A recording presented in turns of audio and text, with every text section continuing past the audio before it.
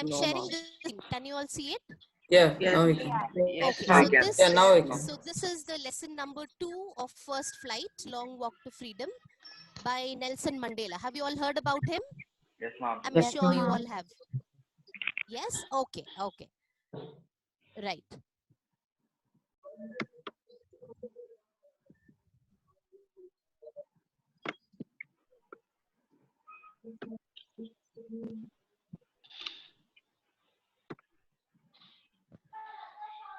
These are some of our learning objectives for today. Once you start, reading the lesson, we'll be finishing it in 2 sessions. I will start it today and it will end tomorrow. So the learning objectives are, you will understand the way the author has written. Author, as I said, is Mr. Nelson Mandela himself. You will understand the impact and intensity of racial discrimination. Are you all aware what is racial discrimination? Yes, ma'am. The color, the skin Yes, color. Ma'am, on the base of race and color. exactly, exactly. So that was prevalent in South Africa, and also it was there in India as well, isn't it? Yes, ma'am. So yes, so this is the struggle of Nelson Mandela, how he overcame, the struggle, and then he became the first black president of South Africa. Right. So now this is an autobiography. What is an autobiography? He has written it himself. Yes, it is. About It's Yes, about correct. himself. Yes, it is auto. Auto means self. Okay. Bio, when we talk about bio, it means life. And graphy is when it is printed or written. So an autobiography is a self-written life story. Now you would have heard about a biography also. How is it different? What is it different? Biography, someone else has Someone written. else. written by It's different written by person someone about else. a different person. Yes, exactly, exactly. Very good. It's different from a biography, which is the life story of a person written by someone else. Now, for example, if somebody else would have written about Nelson Mandela, this lesson would have been called a biography and not an autobiography. Okay, hope you all have understood this. Yes, ma'am. Okay, now let's go to the third point. Now, what is which will be more interesting, reading autobiographies or biographies, according to you all? Biography. See, when you read autobiographies, it will be more interesting because you are reading the thoughts of the person instead of somebody else's interpretation, right? Because for example, if I write my own biography, it will become an autobiography. Okay, and I would know what struggles I have gone through, what challenges I have faced in my life, the happy times, etc. So it's easy and it will be very interesting for people to read it because I am giving you a first hand experience. Am I clear to all of you? Yes, ma'am. Yes, ma'am. Okay, yes. Now this is an autobiography, A Long Walk to Freedom. It is the autobiography of Nelson Mandela. Okay, let's read just 3 points about him, which are very important for this lesson. Lakshmi, your screen Yes, is yes. not Tell me. as clear. Pardon? Quality is not that great. Pardon? Your screen is not clear. Screen is not clear. Can you see the PPT? No, ma'am. Can't see You the can, text. but then there's Like it's the pixelated. text. Yeah. It's too grainy. It's The not words are clear. not No, legible. no, don't look at me. You look at the PPT Yeah, because the Yeah, PPT, you PPT. can't read anything on the Right. To PPT. read. Ma'am, I you can't can read do anything, the mom. slideshow. Maybe it's better. Iqbal. I'll try. I'll try. Iqbal, please mute.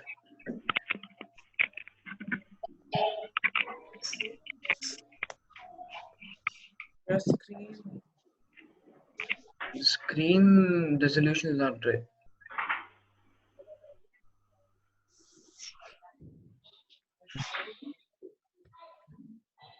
Yeah, now can you hear? I mean, can you see? Nothing can be Still seen. pixelated. Yeah, You Now, can still yeah. read it. It's it's legible. all right. It's all It's right? all right. You can Now still it's read not it. all right. Now it's not. Now you can't read anything. No, now it's Ma'am, you see the small icon on the bottom right there? Or this. It's all right. 1 second.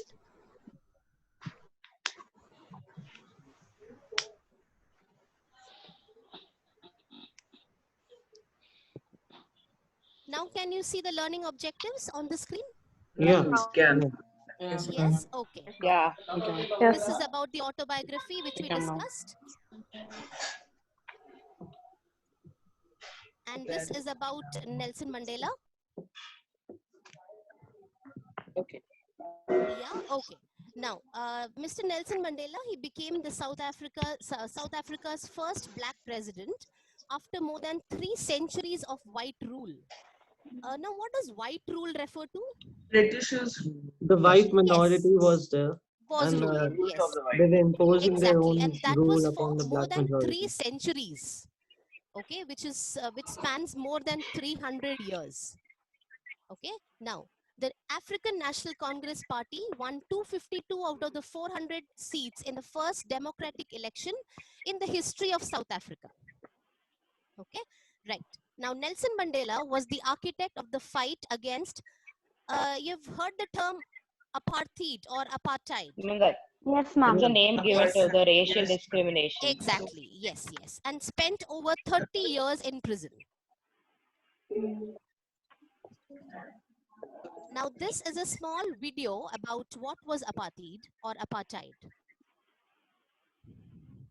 It is the name given for the discrimination of race. Yes, yes, Racial correct. discrimination. Exactly.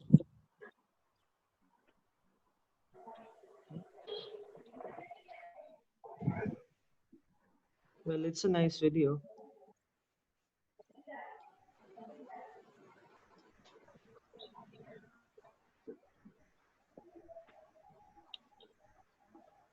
Ma'am, you have to unmute your audio.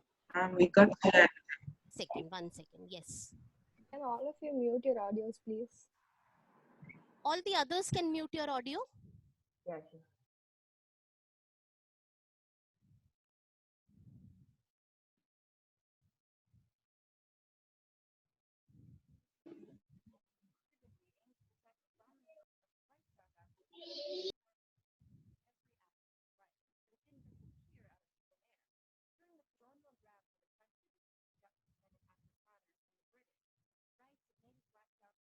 Can you all hear that? Yeah, ma'am, but it's No. very light, very feeble. We can't hear it clearly. Okay, Yeah. okay.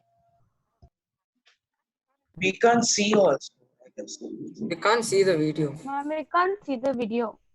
Ma'am, we can't see the video. One We second. can't see the video. And One second. I'll just play it once again.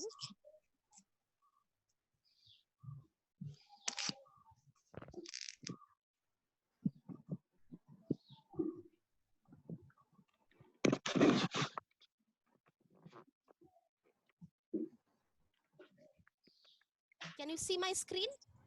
No. One second. I'll just share it. oh,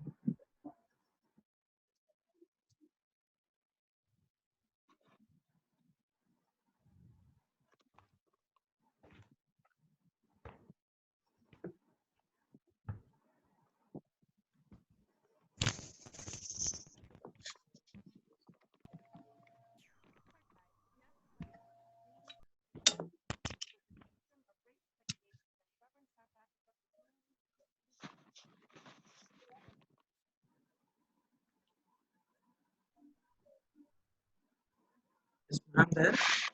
Yeah, yes, Sahil, yes. mute One your second, audio. one second. I'm just adjusting the video.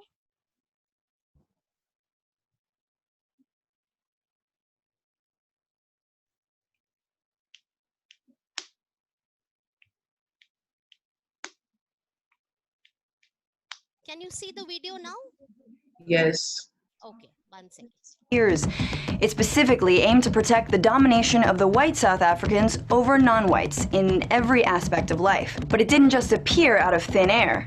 During the colonial grab for the country between the Dutch-descended Afrikaners and the British, the rights of native black South Africans were sidelined. So when apartheid was officially made law in 1948 by the Afrikaner-led National Party, it was a continuation of injustices already happening. Afrikaners believed that South Africa was their God-given homeland, and that the white race was superior. The black majority was therefore seen as a threat. There were 148 apartheid laws. Blacks had to carry ID permits at all times and had to obey strict curfews. Public facilities were separated for white and non-white use, and marriages between whites and other races were banned. People were classified into 4 racial categories: white, black, Indian, and colored. People of mixed race. And they were all separated into different residential areas. Blacks were divided into 10 so-called homelands based on tribal groups. Homelands were rural, overcrowded, and lacked jobs, forcing blacks to seek work as migrant laborers. Wages were low, and it was illegal for workers to strike. See, apartheid was also economically motivated. A cheap workforce was needed particularly to work in the country's gold mines. Powerful mining magnates had a huge stake in apartheid policies since their profits depended on keeping black wages low. Outside their designated homelands, non-whites had no political rights. Since they were not technically citizens, they couldn't vote. Education? Also divided. The state set up a separate education system for blacks that received a fraction of the funding that white schools did. Mandatory education ended at age 13 and was structured to funnel blacks into menial migrant labor. Exploitation? By design. Needless to say, there was resistance to these insane laws. Protests were often led by black students and youth and were met with severe repression. Out of these struggles came leaders like Nelson Mandela, Oliver Tambo, and Walter Sisulu, who would help bring an eventual end to apartheid. So now that you know what apartheid was, could you imagine living under it? Okay, so this is what apartheid was. Hope you all were able to hear and see the video. Yes, ma'am. Yes, ma'am. Okay. Yes, Okay. ma'am. Yes, right. Okay. Now, how many of you have the text with you? I will just read, we'll just read the text and go word by word. Okay, for those of you who don't have it, I will share the text with you electronically. Can you see the text? Yes, ma'am. Yes, Okay. ma'am. A Long Walk to Freedom by Nelson Mandela. Before Lakshmi, you ma'am, read, yes, yes. are we supposed to make a different notebook for your class and Pramila ma'am's class? No, it is the same notebook. It is the same notebook because the book is the same. Okay. And the previous sessions you have made us to write all this about metaphor. We should write Yes. in the same notebook, right? Yes, yes. Okay, so let's move on to the lesson. Now, apartheid or apartheid is a political system that separates people according to their race. We have read about that. Okay. Now, have you heard about Nelson Mandela? Mandela and his African National Congress spent a lifetime fighting against apartheid. Mandela had to spend 30 years in prison. I have told you this in my introduction to the class. Finally, democratic elections were held in South Africa in 1994, and Mandela became the first black president of a new nation. Let's start with the lesson now. This activity we will come back to when we have finished the lesson so that you understand the meaning of the expression in column A and you can match it with the expression in column B. Am I audible to everyone? Ma'am. Yes. Yes, ma'am. Okay, okay. So let's Yes, read ma'am. let's read the text. 10th May dawned bright and clear. For the past few days, I had been pleasantly besieged by dignitaries and world leaders who were coming to pay their respects before the inauguration. Okay. Now, whom does the word I refer to in this? Ma'am, Nelson Mandela. Nelson Mandela. Yes. Okay. So now 10th May, please note that date, very important. Okay, 10th May, dawned bright and clear. It was a very bright and clear day. And for the past few days, Nelson Mandela had been pleasantly besieged. Besieged is when you're surrounded by. There are so many people around you. He was surrounded by the dignitaries. Dignitaries means all these, the influential people of the society, from the political field, from every field. And they were all coming to him. Why were they coming to him? What would have been the occasion? There was an inauguration. Yes, and what would have happened? Let's see. The inauguration would be the largest gathering ever of the international leaders on South African soil. So this was going to be one of the largest gathering ever of the international leaders on South African soil. The ceremonies took place in the lovely sandstone amphitheater formed by the Union Buildings in Pretoria. For decades, this had been the seat of white supremacy. White supremacy, what does that mean? The rule of white people. White Yes, minority. and White the minority group. blacks, yes, as you saw in the video, the blacks were completely suppressed. They did not have the right to vote. They did not have the right for getting, decent jobs. Their payment was very low. The wages were low, and they were suffering very badly. Now, so that's why he says for decades, this had been the seat of white supremacy, and now it was the site of a rainbow gathering of. Can you please mute your audio? Yes.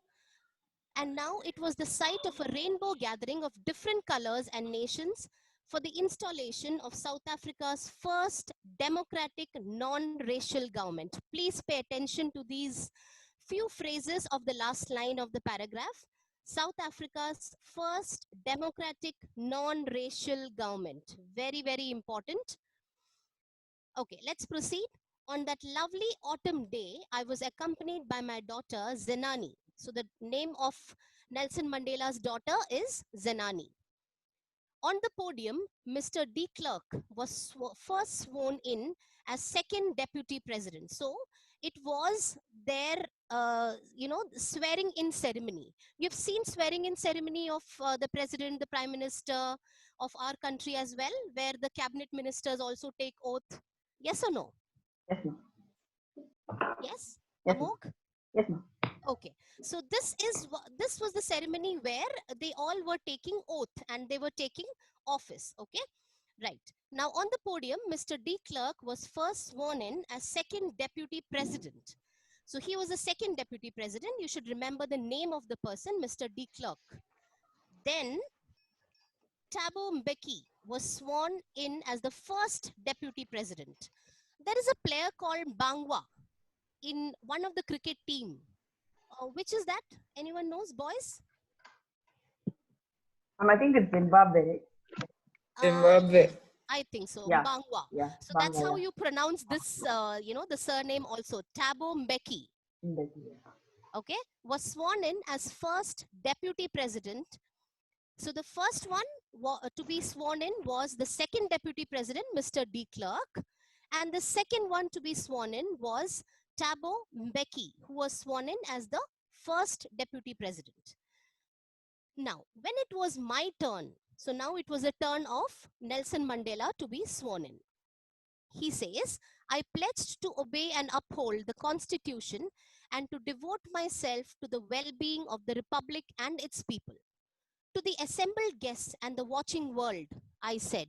So now some of the paragraphs that you see below is an extract from his speech, okay, this presidential address, which was his first. He was standing there on the stage in front of the whole world, which was watching, especially the South Africans, everybody, all the influential people were there, and they were watching him speak on the dais. Okay, let's see what was his speech about. It's a very, very powerful speech. You can see the emotion and the trauma which has gone into, getting freedom. Are all of you with me? All of you reading it? Yes, ma'am. Yes, Okay. ma'am. Right. Yes, Now ma'am. let's read what was his speech about. He says, today, all of us do, by our presence here, confer glory and hope to newborn liberty. Confer means to give.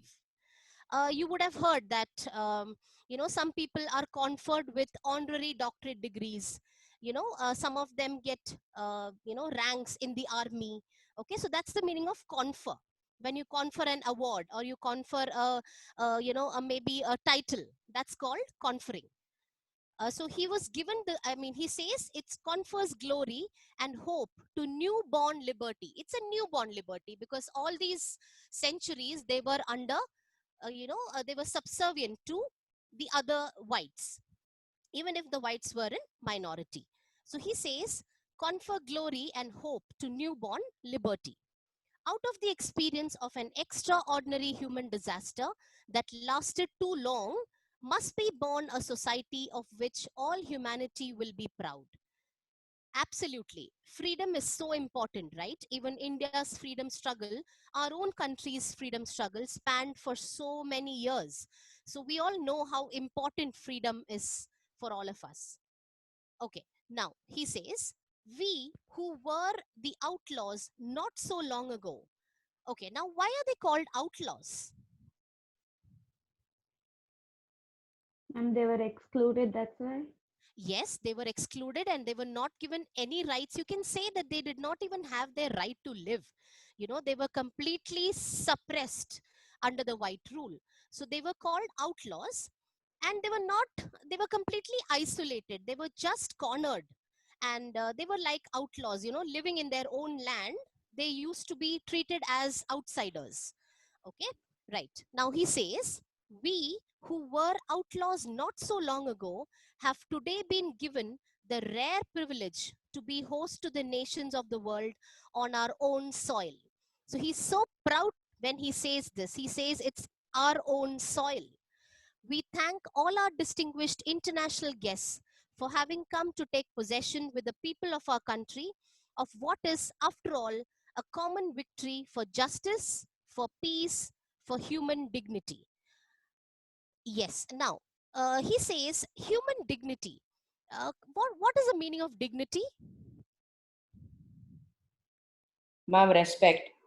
Respect, yes. And here the people of South Africa, they had lost all self-respect and they were completely suppressed, as I told you, because of the apartheid, which was prevalent. Okay, so he says now it's a newborn freedom. He says it's a newborn liberty, which which gives importance to justice, peace, and human dignity. Everybody will be equal in the country now.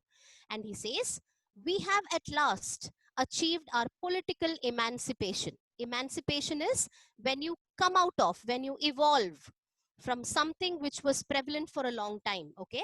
Now, for example, political emancipation. Like you must have read in our Indian history also, emancipation of women, how women came up in the society. Okay. So this is all about that. So he says political emancipation. We pledge ourselves to liberate all our people. So he says, as the president, he says, I pledge that we will liberate all our people from the continuing bondage of poverty, deprivation, suffering, gender, and other discrimination. He says, our government or our country, it pledges to liberate all people, everybody, including the whites and the blacks, from the bondage of poverty, deprivation. When are you deprived? What is the meaning of deprivation? Taking away your rights, not giving you the Yes, adequate don't read it from the the meanings given there. Just try to answer from your own understanding. To be Deprived, deprived of anything is to be lacking something which is important, exactly. which is When needed for something is survival. correct, when something is rightfully yours, but it is not given to you, it's taken away from you. Okay, that's called deprived, when somebody is deprived. Okay. So he says, we will liberate all our people from the continuing bondage of poverty, deprivation, suffering, gender, and other discrimination. They were completely discriminated against till that day. So he says, now onwards, that will not be the case. Okay, now the next line or the next paragraph, or it's very, very important. Please, if you have your textbook, you can mark it, or if you're reading the electronic text, please write it and keep it. It's very, very important.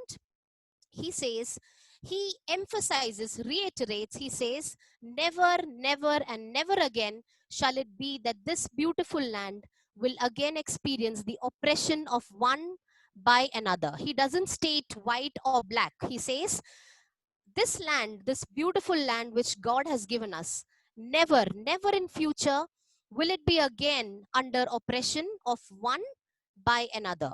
And the next line he says, the sun shall never set on so glorious a human achievement. He says, now the sun shall never set on this country, because now we are free and we will enjoy our freedom in a very restricted way. It doesn't mean that you will misuse your freedom, but he says all of us will be free in the eyes of the law, in eyes of each other and everybody all across the world. And he says, let freedom reign. God bless Africa. Have you all understood his speech? Yes, ma'am. Yes, All of you? yes, ma'am. Yes, ma'am. Yes. Okay. Okay. Yes, ma'am. Right. Now let's move on. Okay, now what happens? See, if you've seen your Republic Day parade and you know how the ceremony happens, you would have seen after the president addresses or the prime minister addresses. After that, there is a display of you know the military might or the scientific discoveries or the inventions which are done by you know the particular nation, right? So the same thing happened there also. After he finished his presidential address, he says, a few moments later, we all lifted our eyes in awe. Awe is what? What is awe? Amusement. Onomatopoeia. Pardon? What is awe? When you look at something in awe, Wonder. what do you amazement, amazement, being amazed. amazement, or you know, it was such a wonderful sight to see a spectacular array of South African jets, helicopters, and troop carriers rode in perfect formation over the Union buildings. It was not only a display of pinpoint precision and military force. Precision means if you do something which is, you know, Accuracy. exactly, yes, yes. When we say it is very clearly and minutely done. So that's called pinpoint precision and military force, but a demonstration of the military's loyalty to democracy, to a new government that had been freely and fairly elected. So as we have read before, it was a democratic government. A government, what is democracy? Let me know. How do you Ma'am, define it's a form democracy? of government where the leaders People are vote their elected leader. by the people, Yes, the yes. representatives It's by the people, for the people, and of the people. of the people. Exactly. Very good. Very good. Okay. So let's read on. Only moments before, the highest generals of the South African Defense Force and Police, their chests bedecked with ribbons. Bedecked means they were all wearing those, you know, the badges which they are conferred after each, you know, each stage or each achievement. They all were bedecked with those ribbons and medals from days gone by, saluted me and pledged their loyalty. Okay, now can you imagine how these highest generals of the defense force would have behaved with Nelson Mandela maybe some days before? How would they have treated him? They had treated him harshly. They would have put him in prison. Yes, they would have put him in prison, and you know how badly he would have been treated. Okay, let's move on. He says, I was not unmindful of the fact that not so many years before, they would not have saluted but arrested me. Finally, a chevron of Impala jets left a smoke trail of the black, red, green, blue, and gold of the new South African flag. If you have seen the South African flag, it's a combination of all these colors. The day was symbolized for me by the playing of two national anthems and the vision of whites singing Nkosi Sikelel Africa and blacks singing Die Stem, the old anthem of the Republic. Although that day neither group knew the lyrics of the anthem they once despised, they would soon know the words by heart. Okay. On the day of the inauguration, I was overwhelmed with a sense of history. In the first decade of the 20th century, a few years after the bitter Anglo-Boer War, I want you all to refer to, history and find out what is Anglo-Boer War. I want to know from you tomorrow. Okay, please refer. What was Anglo-Boer War and what was the result? Am I audible to all of you? Yes, ma'am. Yes, ma'am. And before my own birth, the white-skinned people of South Africa patched up their differences and erected a system of racial domination against the dark-skinned people of their own land. That was what all the problem was about. The structure they created formed the basis of one of the harshest, most inhumane societies the world has ever known. Now, in the last decade of the 20th century, and my own 8th decade as a man. So, how old was he? 8 decades? 80 years. 80 years. 80 old. years. Years Yes. old. Yes. That system had been overturned forever and replaced by one that recognized the rights and freedom of all people, regardless of the color of their skin. That day had come about through the unimaginable sacrifices of thousands of my people, people whose suffering and courage can never be counted or repaid. I felt that day, as I have on so many other days, that I was simply the sum of all those African patriots who had gone before me. So he acknowledges everybody's sacrifices who had gone before him, who had sacrificed their lives for the new one liberty. That long and noble line ended and now began again with me. I was pained that I was not able to thank them and that they were not able to see what their sacrifices had wrought. So, very powerful lines, very, very powerful lines. He says, I completely acknowledge what the others had done. Okay, so let's stop here. We'll continue from here tomorrow. But before that, I would like you all to have a short recap of what we have just read in the text. Please give me a moment.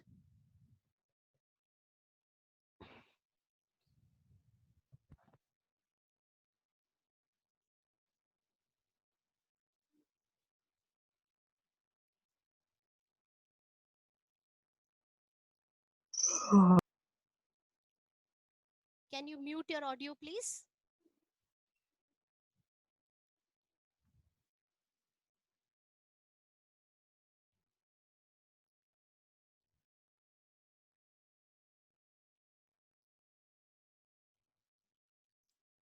Okay, give me a moment.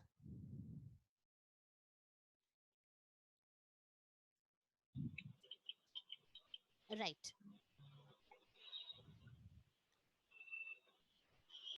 Please do tell me if you are able to view the PPT. Ma'am, yeah, ma'am, we were able You to can see see it. it. Yes, ma'am. Yes? Okay, thank you. Able to see it. Right, right. Okay. So now let's go for a quick recap of just the pages which we have done today. In his inaugural service held in Pretoria, Mr. Mandela said, never, never again will this beautiful land experience the oppression of one by another. These words, as I said, are very, very important.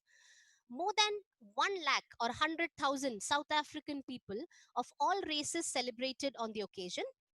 Apart from Mr. Nelson Mandela as president, 2 more people were sworn in as deputy presidents. Can you name them? Because it's just a recap. Let's see whether you remember. What were their names? Some D something. Mr. De Klerk, yes. He was the second person to be, he was the second deputy president. Okay, and the first one, first And deputy Thabo president was? Mbeki. Yes, Thabo Thabo Mbeki. Mbeki. Correct, yes. Okay, let's continue. In his speech, Mr. Mandela expressed his joy over the newborn liberty. Right. It was followed by a spectacular display of military might to celebrate the occasion. We have read that very, in great detail now. In an extraordinary way, both the new as well as the old national anthems were sung together by all the blacks and white people assembled together to celebrate. The historic occasion brought an end to the cruel racial discrimination that prevailed in South Africa. Rights and freedom of all people were recognized, regardless of the color of their skin. Okay, we come to the next point.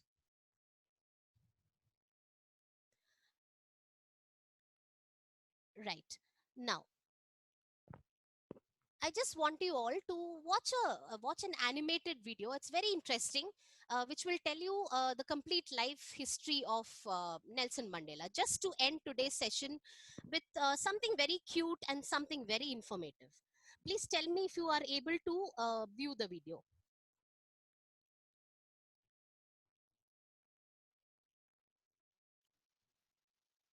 Today, Nelson Mandela is one of the best-known role models in the fight against oppression and racial segregation. Please pay attention. In 1993, he was awarded the Nobel Peace Prize for his achievements. But what exactly did he do to fight for a more just and free world? On July 18, 1918, when Mandela was born, his father gave him the name Holy Shasha, which means something like troublemaker. A coincidence or a sign of things to come?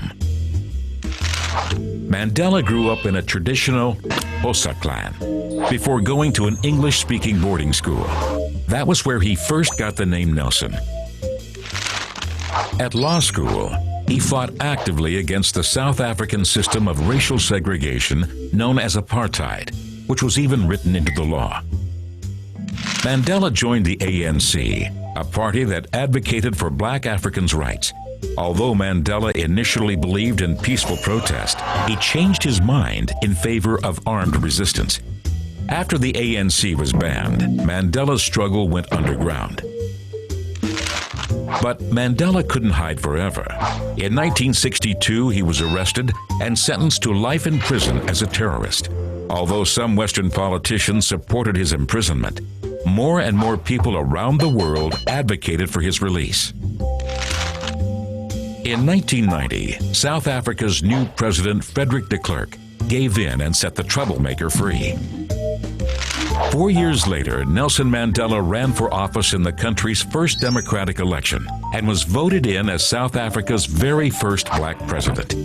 Considering himself the president of all South Africans, he united the country that had been divided along racial lines. One of the ways Mandela did this was through sports, such as rugby, which the black population rejected as a sport of apartheid.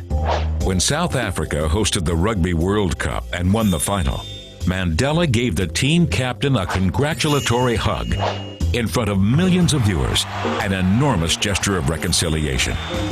Whether through his efforts for the Soccer World Cup or his foundation against AIDS, even after leaving politics, Mandela remained dedicated to his country. To commemorate his tireless struggle, in 2009, an International Day of Remembrance was created in his name on July 18th. Even after his death, Mandela's dedication to peace and reconciliation continues to bear fruit in South Africa and worldwide.